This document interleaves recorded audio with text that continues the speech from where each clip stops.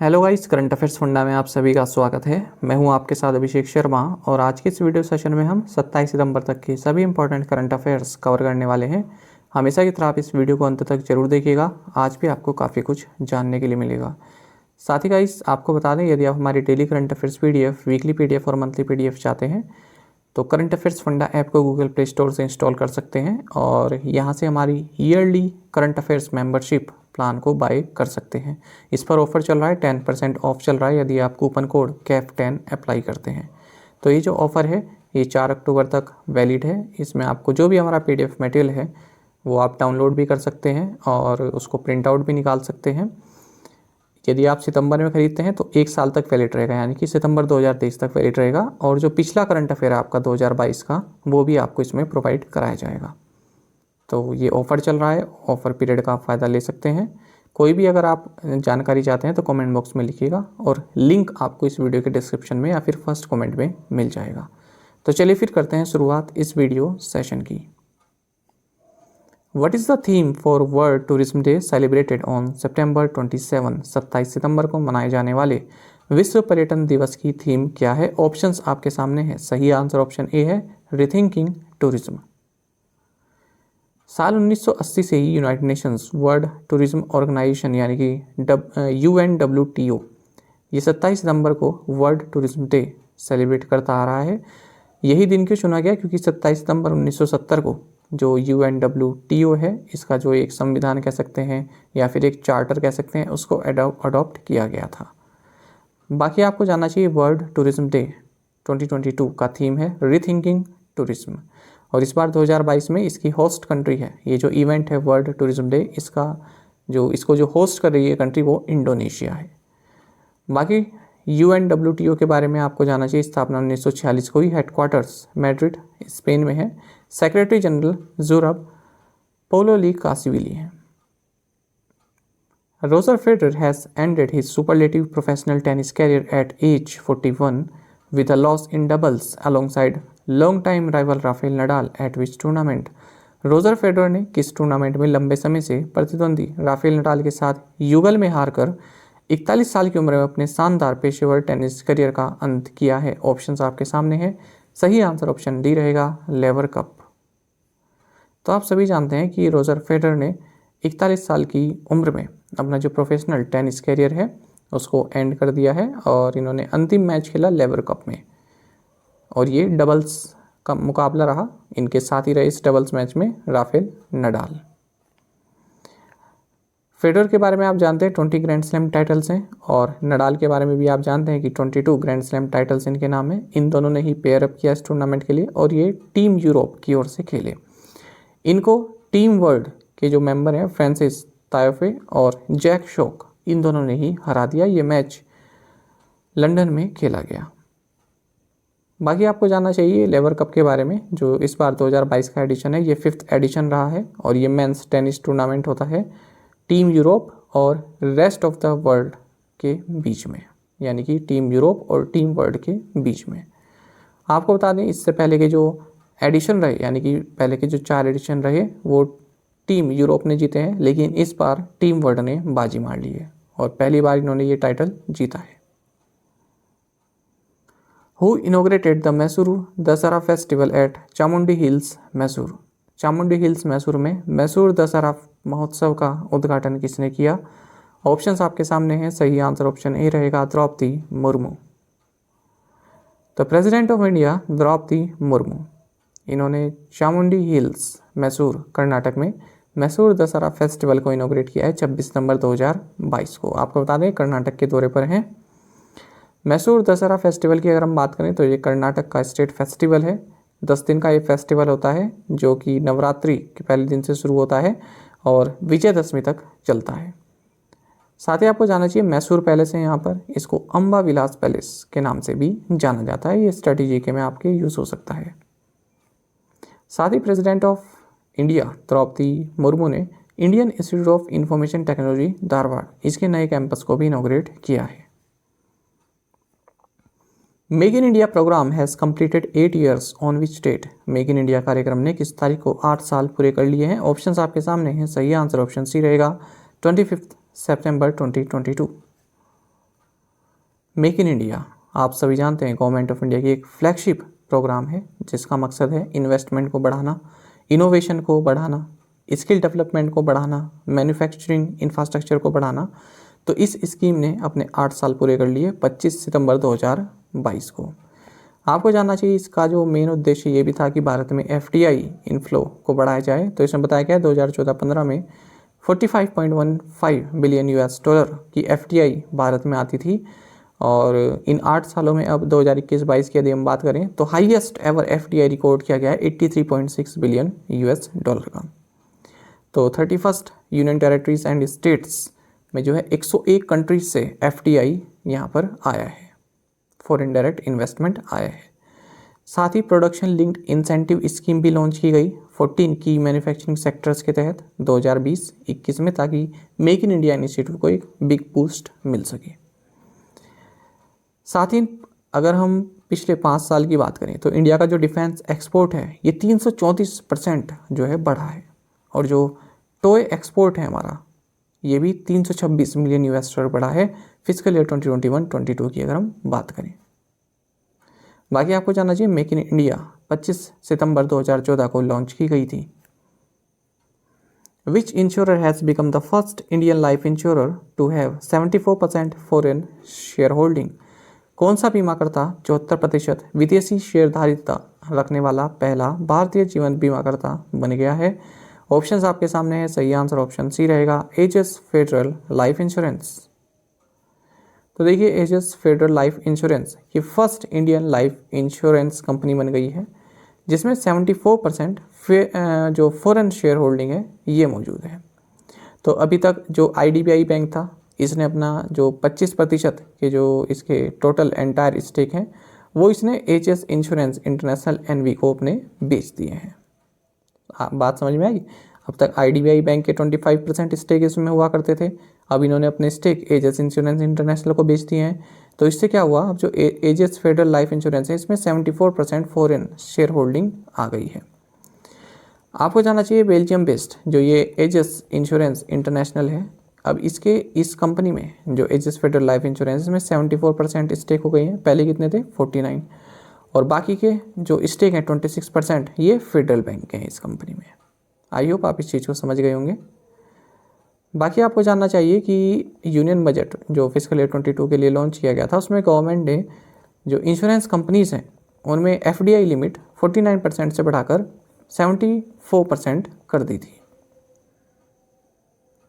अगर हम edges federal life insurance की बात करें तो हेडक्वार्टर्स मुंबई महाराष्ट्र में है, CEO विघ्नेश सहानी है। Which bank has tied up with Bharat Bill Payment Systems to facilitate utility bill payment services for the NRI diaspora? प्रवासी भारतीयों के लिए उपयोगिता बिल भुगतान सेवाओं की सुविधा के लिए किस बैंक ने भारत बिल भुगतान प्रणाली के साथ समझौता किया है? ऑप्शंस आपके सामने हैं, सही आंसर ऑप्शन सी है फेडरल बैंक। तो देखिए जो NRI डायस्पोरा है तो उसका जो यूटिलिटी बिल पेमेंट सर्विसेज हैं उसको आसान बनाने के लिए, उसको सरल बनाने के लिए फेडरल बैंक ने भारत बिल पेमेंट सिस्टम्स के साथ टाई अप किया है। बाकी आपको जानना चाहिए ये जो NPCI Bharat bill payments limited है इसकी CEO नुपुर चतुर्वेदी हैं। फेडरल बैंक के बारे में तो हम कई बार पढ़ चुके हैं, CEO श्याम श्रीनिवासन है, हेडक्वार्टर्स अलुआ कोची केरल में है, टैगलाइन है योर परफेक्ट बैंकिंग पार्टनर। हाल ही में हमने फेडरल बैंक से संबंधित कुछ महत्वपूर्ण करंट अफेयर्स देखे। एक तो ये कि जो फेडरल बैंक का पेमेंट गेटवे प्लेटफॉर्म है ये TIN 2.0 प्लेटफॉर्म जो है इनकम टैक्स डिपार्टमेंट का, तो इस पर ये लिस्ट हो चुका है और ऐसा करने वाला ये पहला बैंक बन गया है हमारे देश में। दूसरा करंट अफेयर हम ये देखा कि फेडरल बैंक ये जो ग्रेट प्लेस टू वर्क द्वारा जो लिस्ट जारी की गई है एशिया में बेस्ट वर्क प्लेसेस की, उसमें फेडरल बैंक 63rd पोजीशन पर है। The reserve bank of India has barred which financial services company from carrying out any recovery और repossession activity through outsourcing arrangements? भारतीय रिजर्व बैंक ने किस वित्तीय सेवा कंपनी को आउटसोर्सिंग व्यवस्था के माध्यम से कोई वसूली या कब्जा गतिविधि करने से रोक दिया है? ऑप्शंस आपके सामने रहेंगे, सही आंसर ऑप्शन डी है, महिंद्रा एंड महिंद्रा फाइनेंस। आपको जानना चाहिए रिजर्व बैंक ऑफ इंडिया ने Mahindra and Mahindra financial services को इस बात से मना कर दिया है कि आप किसी भी तरह की जो रिकवरी है, लोन की रिकवरी है या फिर रीपोजीशन एक्टिविटी है, वो आप आउटसोर्सिंग अरेंजमेंट्स के थ्रू नहीं करवाएंगे, ऐसा आरबीआई ने कहा है। हालांकि इस तरह का काम जो है, जैसे कोई लोन रिकवरी है या फिर रीपोजीशन एक्टिविटी है, ये आप अपने एम्प्लॉइज से करा सकते हैं, लेकिन आउटसोर्सिंग अरेंजमेंट के थ्रू नहीं करा सकते हैं। तो आरबीआई किस तरह से डिफाइन करता है आउटसोर्सिंग को? आउटसोर्सिंग का मतलब है कोई एनबीएफसी जो है वो किसी थर्ड पार्टी को इंगेज करती है अपने कार्य कराने के लिए, जैसे कि लोन रिकवरी के लिए या फिर और भी किसी तरह के काम जो हो सकते हैं। तो देखिए इस तरह का स्टेप क्यों उठाया गया, ये झारखंड की बात है। वहाँ पर एक महिला ने ट्रैक्टर लिया था, तो उसको फाइनेंस किया था महिंद्रा एंड महिंद्रा ने। तो कुछ शायद किस्त वगैरह नहीं गई होंगी, इस तरह का कुछ मैटर रहा होगा। तो यहाँ से महिंद्रा एंड महिंद्रा फाइनेंस से जो कुछ लोग गए, ठीक है, उसी के लिए रिकवरी के लिए, तो वो जो है थर्ड पार्टी लोग थे, यानी कि आउटसोर्सिंग से संबंध रखते थे। Mahindra and Mahindra finance services ने उनको थर्ड पार्टी के लोग थे, जो उनको भेजा था रिकवरी के लिए। तो जब वो उस ट्रैक्टर को ले जाने लगे, ट्रैक्टर लिया था उन्होंने, जो महिला है, तो उस ट्रैक्टर को ले जाने लगे तो उस ट्रैक्टर के नीचे वो महिला आ गई और उसकी मृत्यु हो गई। तो इस चीज़ को कंफर्म किया है Mahindra and Mahindra financial services ने भी। इसे रिजर्व बैंक ऑफ इंडिया ने कहा है अपने एम्प्लॉयज़ को भेजें अगर रिकवरी कोई भी आपको करानी है। Which bank signed a multi year data and technology agreement with Refinitiv? किस बैंक ने रेफिनिटिव के साथ बहुवर्षीय डेटा और प्रौद्योगिकी समझौते पर हस्ताक्षर किए हैं? ऑप्शंस आपके सामने है, सही आंसर ऑप्शन सी रहेगा, एचडीएफसी बैंक। तो देखिए एचडीएफसी बैंक ने एक data and tech agreement sign किया है रेफिनिटिव के साथ। रेफिनिटिव क्या है? ये London Stock Exchange Group business है। तो इसके माध्यम से जो एचडीएफसी बैंक है वो अपने कस्टमर्स तक अपनी रीच बढ़ाना चाहता है और जो कॉस्टिंग है उसमें कटिंग करना चाहता है, कॉस्ट कटिंग करना चाहता है। एचडीएफसी बैंक की बात करें तो सीईओ श्रीधर जगदीशन है, हेडक्वार्टर्स मुंबई है, टैगलाइन है वी अंडरस्टैंड योर वर्ड। हाल ही में हमने एचडीएफसी बैंक से संबंधित एक महत्वपूर्ण करंट अफेयर ये देखा कि एचडीएफसी बैंक ने जो बेस्ट है, मुंबई की जो बेस्ट बस सर्विस है, उनके साथ टाई अप किया है और आओ बस करें इस तरह का कैंपेन लॉन्च किया है to promote greener commuting habits. Reliance General Insurance has partnered with which of the following to offer customizable health cover? Reliance General Insurance ने अनुकूलन योग्य स्वास्थ्य कवर प्रदान करने के लिए निम्नलिखित में से किसके साथ भागीदारी की है? ऑप्शंस आपके सामने है, सही आंसर ऑप्शन ए है पेटीएम। तो देखिए रिलायंस जनरल इंश्योरेंस ने यहाँ पर पेटीएम के साथ पार्टनरशिप की है, जिसके तहत जो पेटीएम के कस्टमर्स हैं वो रिलायंस हेल्थ गेन पॉलिसी को जो है बाय कर सकते हैं। तो मकसद क्या है? रिलायंस जनरल इंश्योरेंस चाहता है कि पेटीएम के माध्यम से जो पेटीएम के कस्टमर हैं वो हमारी इस रिलायंस हेल्थ गेन पॉलिसी को बाय करें। रिलायंस जनरल इंश्योरेंस के सीईओ राकेश जैन है, हेडक्वार्टर्स मुंबई महाराष्ट्र में है। The fourth India CARICOM foreign ministers meeting was held on the sidelines of UNGA in New York. Currently CARICOM has how many full members? चौथी Bharat CARICOM विदेश मंत्रियों की बैठक UNGA न्यूयॉर्क में आयोजित की गई। वर्तमान में कैरिकॉम के कितने पूर्ण सदस्य हैं? ऑप्शंस आपके सामने हैं, सही आंसर ऑप्शन सी है 15। तो देखिए fourth India CARICOM foreign ministers meeting, ये यूनाइटेड नेशन जनरल असेंबली न्यूयॉर्क का जो सेशन हुआ है तो उसी के साइडलाइन में ये मीटिंग भी संपन्न हुई है। कैरिकॉम का मतलब है कैरिबियन कम्युनिटी। ये एक इंटर गवर्नमेंटल ऑर्गेनाइजेशन है, एक पॉलिटिकल और इकोनॉमिक यूनियन है जिसमें कैरिबियन 15 मेंबर स्टेट्स इसमें शामिल हैं। 1973 में इसकी स्थापना की गई थी। इसका सेक्रेटेरिएट जॉर्जटाउन गुयाना में लोकेटेड है। साथ ही जो हमारे एक्सटर्नल अफेयर्स मिनिस्टर हैं एस जयशंकर, इन्होंने यहाँ पर L69 ग्रुप, इसकी भी एक हाई लेवल मीटिंग में पार्टिसिपेट किया है। अब ये L69 क्या है? तो ये एक प्रो रिफॉर्म मेंबर स्टेट्स हैं, यानी कि UNGA में जो रिफॉर्म्स चाहते हैं उनका एक समूह है। इसमें जो Africa, Latin America, Caribbean, Asia and Pacific से जो डेवलपिंग कंट्रीज़ आती हैं उनका ये एक समूह है। तो इनकी मीटिंग का थीम रहा reinvigorating multilateralism and achieving comprehensive reform of the UN Security Council. तो ये न्यूयॉर्क में हुई है और इसकी जो अध्यक्षता की ये सेंट विंसेंट एंड ग्रेनेडाइंस के जो प्राइम मिनिस्टर हैं राल्फ गोंसाल्विस, इनके द्वारा इसकी अध्यक्षता की गई और को होस्टेड किया गया external affairs minister S Jaishankar के द्वारा। तो इसलिए ये करंट अफेयर्स भी महत्वपूर्ण है। Which Indian ship entered Port Victoria, Seychelles to participate in the annual training exercise Operation Southern Readiness of Combined Maritime Forces? वार्षिक प्रशिक्षण अभ्यास operation southern readiness of combined maritime forces में भाग लेने के लिए किस भारतीय शिप या जहाज ने पोर्ट विक्टोरिया सेशेल्स में प्रवेश किया है? ऑप्शंस आपके सामने है। सही आंसर ऑप्शन डी रहेगा INS सुनन्या। तो देखिए INS सुनन्या, इंडियन नेवल शिप सुनन्या, ये पोर्ट विक्टोरिया सेशेल्स में इसकी एंट्री हुई है क्योंकि जो कंबाइंड मैरीटाइम फोर्सेस की जो ऑपरेशन सदर्न रेडीनेस इस तरह की एक एनुअल ट्रेनिंग एक्सरसाइज है उसमें ये पार्टिसिपेट कर रही है। तो इसमें US से, इटली, ऑस्ट्रेलिया, कनाडा, न्यूजीलैंड से भी रिप्रेजेंटेटिव आए हैं और यूनाइटेड किंगडम, स्पेन और इंडिया ने अपने यहाँ पर शिप पार्टिसिपेशन किया है, शिप्स वगैरह यहाँ पर भेजी हैं। The Union Agriculture Minister Narendra Singh Tomar laid the foundation stone of an organic seed farm of the National Seed Corporation at which place in Madhya Pradesh? केंद्रीय कृषि मंत्री नरेंद्र सिंह तोमर ने मध्य प्रदेश में किस स्थान पर राष्ट्रीय बीज निगम के जैविक बीज फार्म की आधारशिला रखी? ऑप्शंस आपके सामने हैं। सही आंसर ऑप्शन भी रहेगा मोरेना। तो देखिए union minister of agriculture and farmers welfare Narendra Singh Tomar, इन्होंने नेशनल सीड कॉरपोरेशन के ऑर्गेनिक सीड फार्म की आधारशिला रखी है मोरेना मध्य प्रदेश में। और जब ये प्रोजेक्ट पूरा हो जाएगा तो जो न्यू ऑर्गेनिक सीड्स होते हैं ऑयल सीड्स के, तो ये मध्य प्रदेश के फार्मर्स को इजीली अवेलेबल हो जाएंगे। अच्छा, इसी तरह का एक करंट अफेयर्स और है जिसमें जो नरेंद्र सिंह तोमर हैं ये चर्चा में रहे। तो हाल ही में union ministry of food processing industries, इन्होंने एक जॉइंट कन्वर्जेंस पोर्टल लॉन्च किया है। तो ये जो जॉइंट कन्वर्जेंस पोर्टल है ये किसके बीच है?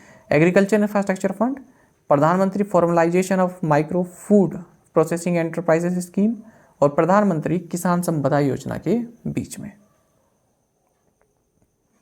The government of India has launched a scheme special assistance to states for capital investment for 2022-23।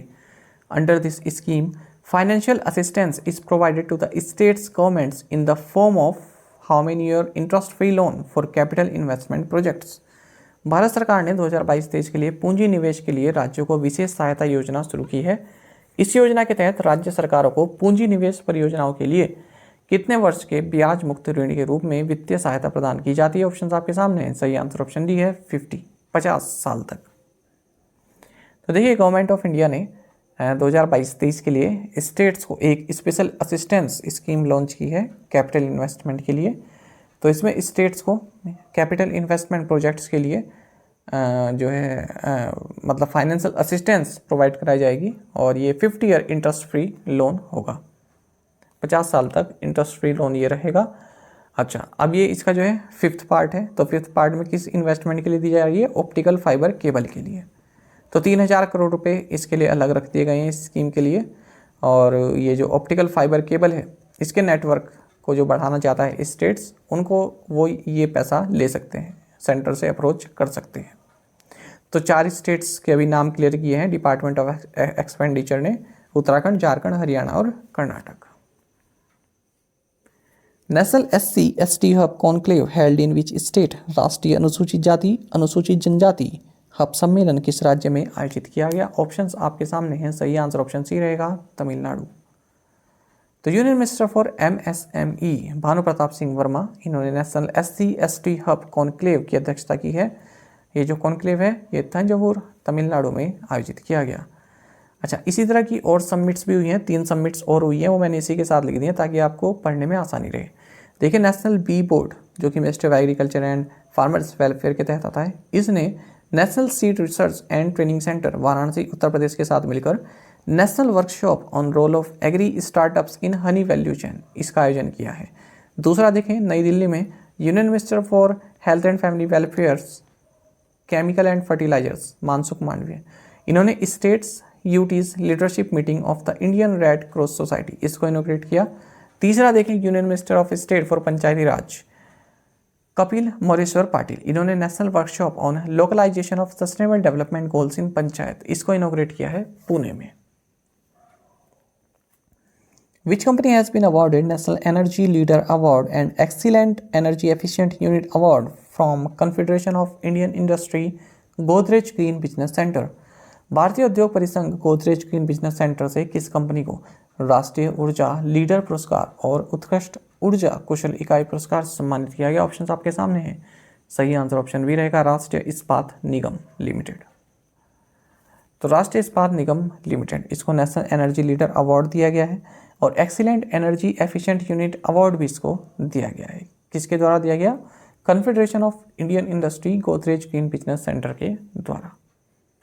साथ ही आपको जानना चाहिए, जो मिनिस्ट्री ऑफ होम अफेयर्स के तहत डिपार्टमेंट ऑफ ऑफिशियल लैंग्वेज है, तो इनके द्वारा इसी राष्ट्रीय इस्पात निगम लिमिटेड को फर्स्ट प्राइज दिया गया है राजभाषा कीर्ति पुरस्कार की सी कैटेगरी में, यानी कि non Hindi speaking states of the India, इस कैटेगरी में इसको फर्स्ट प्राइज दिया गया है राजभाषा कीर्ति पुरस्कार में।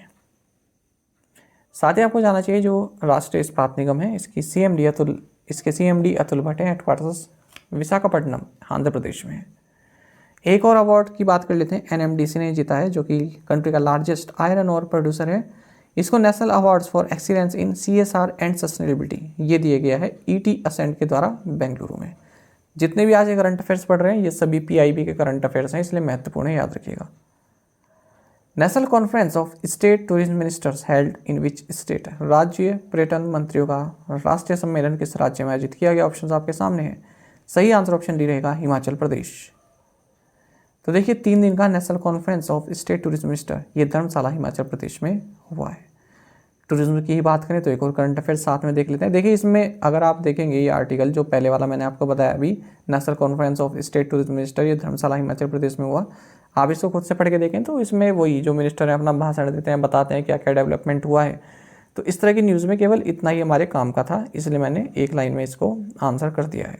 तो ये मन में संदेह ना रखें कि डिटेल में नहीं है, क्योंकि उस डिटेल की ज़रूरत ही नहीं है, ठीक है, इसलिए इतना ही इसके आपके काम के लायक था। अच्छा, दूसरा देखते हैं जो नोट करके लिखा है। तो union minister of tourism culture and development of north eastern region G Kishan Reddy, इन्होंने एक वर्चुअल कॉन्फ्रेंस लॉन्च की है नॉर्थ ईस्ट इंडिया में टूरिज्म सेक्टर को बूस्ट करने के लिए। इस कॉन्फ्रेंस का नाम है Symphony. Gross direct tax collections for the financial year 2022-23 registered a growth of how much %?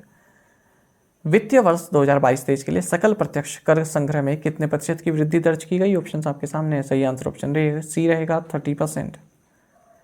देखिए जो gross collection of direct taxes रहा फिस्कल ईयर 22-23 के लिए ये 8,36,225 करोड़ रुपए का रहा है। यदि हम इसको फिस्कल ईयर 21-22 से कंपेयर करें तो वहाँ पर 6,42,287 करोड़ का रहा था। तो हम ये कह सकते हैं 2021-22 के मुकाबले 2022-23 में 30% का यहाँ पर जो है इंक्रीज या ग्रोथ देखने के लिए मिला है, जो डायरेक्ट टैक्सेस का ग्रोस कलेक्शन है। साथ ही अगर हम बात करें जो डायरेक्ट टैक्स कलेक्शन है फिस्कल ईयर 22-23 के लिए, तो इसमें अगर हम नेट कलेक्शन की बात करें, ऊपर वाला तो ग्रोस कलेक्शन है, ये नेट कलेक्शन की अगर बात करें तो 7,669 करोड़ रुपए रहा। और यदि सेम हम 2021-22 की बात करें इस डायरेक्ट टैक्स नेट कलेक्शन की, तो ये 5,68,147 करोड़ रहा था। तो इसमें आप कह सकते हैं नेट कलेक्शन में 23% की ग्रोथ देखने के लिए मिली है। The Tata Memorial Center Mumbai and which of the following have entered into a memorandum of understanding to drive excellence in cancer care in the country? Tata memorial centre Mumbai और निम्नलिखित से किसने देश में कैंसर देखभाल में उत्कृष्टता लाने के लिए समझौते ज्ञापन में प्रवेश किया है? ऑप्शन आपके सामने है। सही आंसर ऑप्शन डी रहेगा, बालको मेडिकल सेंटर।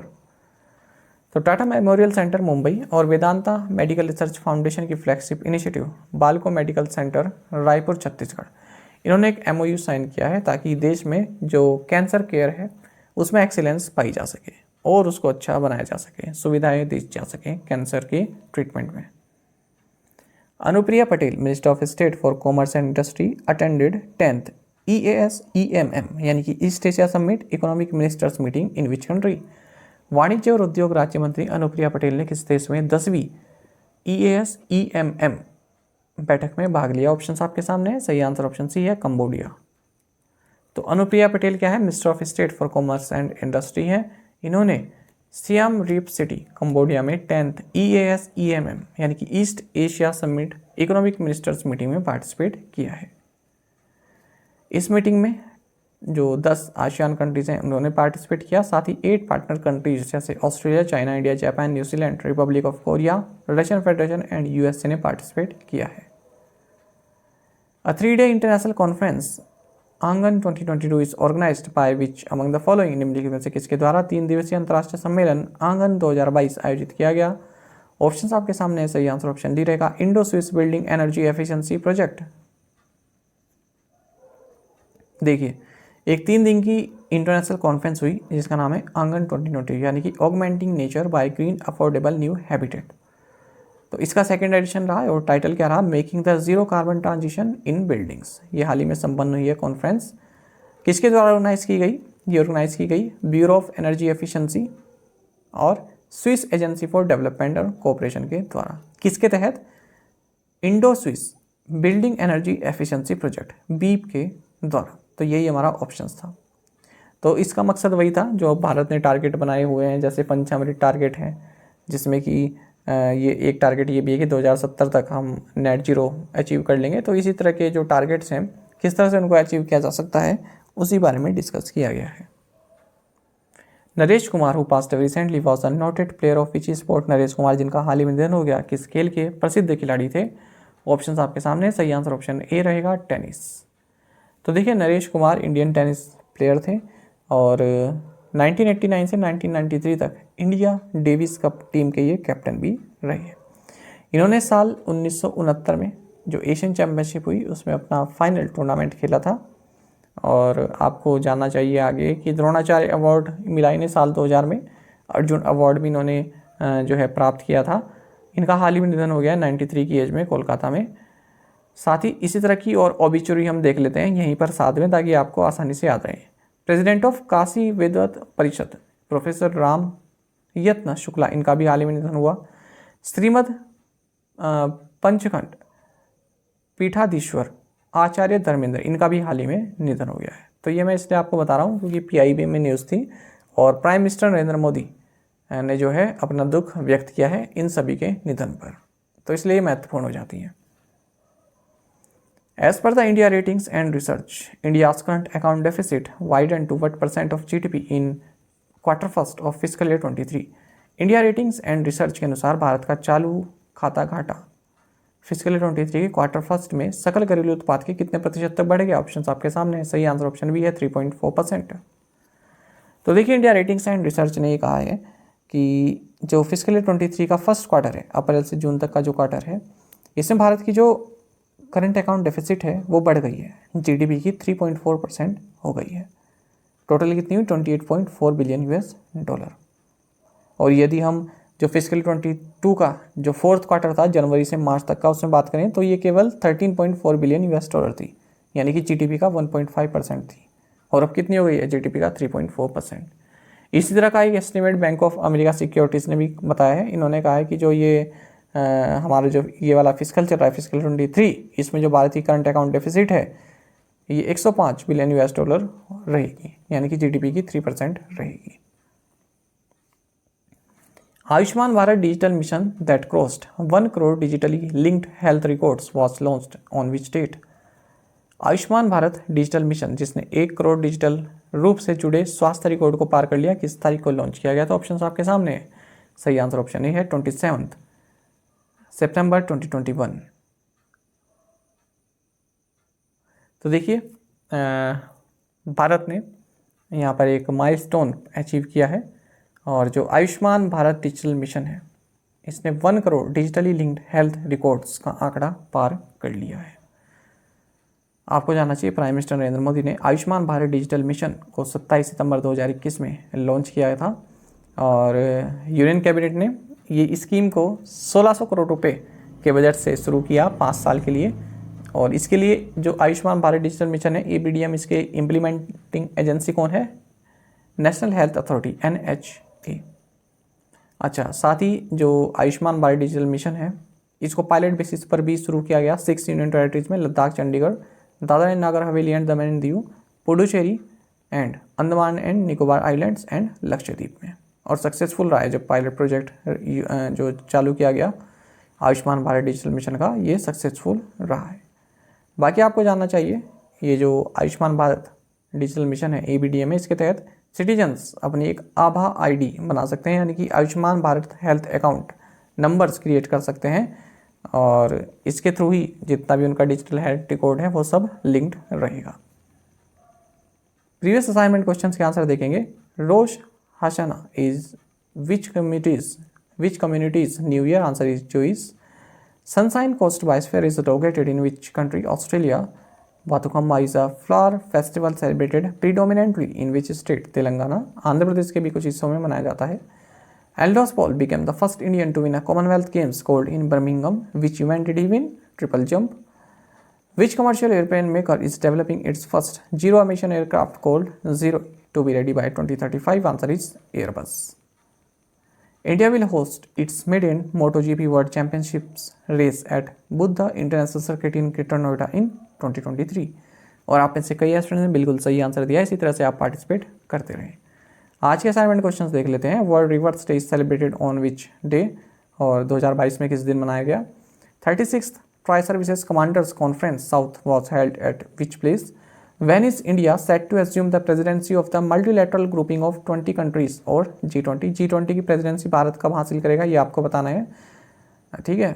मतलब डेट बताना कब, डेट या फिर आप महीना और सन बता सकते हैं, जैसे दिसंबर 2022 या दिसंबर 2023 इस तरह से, या जनवरी 2023 इस तरह से बताइएगा। Which INS made a port call at Port Gentil, Gabon as part of her ongoing deployment in the Gulf of Guinea for anti-piracy patrol? India's first lithium cell manufacturing facility has been set up at which place by the Chennai-based Munoz Industries Limited? तो इन पांचों ही question के answer आप comment box में जरूर बताइएगा। यदि आपको एक क्वेश्चन का आंसर भी आता है तो भी आप हमें कमेंट बॉक्स में बता सकते हैं। साथ ही करंट अफेयर्स फंडा को आप टेलीग्राम पर भी ज्वाइन कर लीजिए। यहाँ पर रेगुलर वीडियो अपडेट्स और करंट क्विज हम आप सभी के लिए डालते रहते हैं। साथ ही डिस्कशन ग्रुप में आप किसी भी क्वेश्चन का सोल्यूशन पा सकते हैं। दोस्तों, यहाँ पर हमारे करंट अफेयर्स की प्लेलिस्ट दी गई है, इसको आप जरूर देखें। अपने दोस्तों के साथ, फॉलोअर्स के साथ हमारे करंट अफेयर्स को शेयर जरूर करें। आज का ये सेशन आपको कैसा लगा कमेंट बॉक्स में जरूर बताइएगा। Thank you guys.